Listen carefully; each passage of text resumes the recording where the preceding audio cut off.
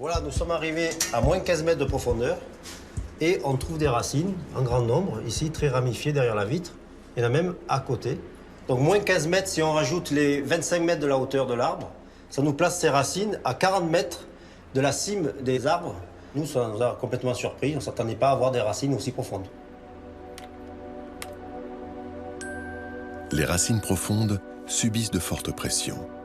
Elles sont sans doute différentes des racines de surface. Mais rien dans leur apparence ne laisse deviner une spécificité.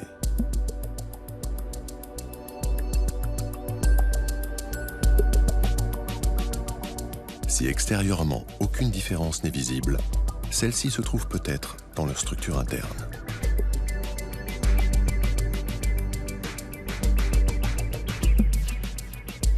Après avoir sélectionné les meilleurs échantillons, Christophe Jourdan leur impose des coupes transversales très fines. Puis il les compare à d'autres coupes, similaires, qu'il a opérées sur des racines de surface. On voit ici, sur cette coupe transversale, la structure interne de la racine qu'on a prélevée sur le terrain. On voit très bien sur cette coupe que les vaisseaux qui conduisent l'eau occupent une place prépondérante. La majeure partie de la partie centrale de la racine est occupée par de gros vaisseaux. Lorsqu'on regarde ces vaisseaux comparativement à une racine de surface, on voit que les vaisseaux sont beaucoup plus petits pour un même diamètre. De plus, la racine en profondeur n'a pas une forme parfaitement cylindrique.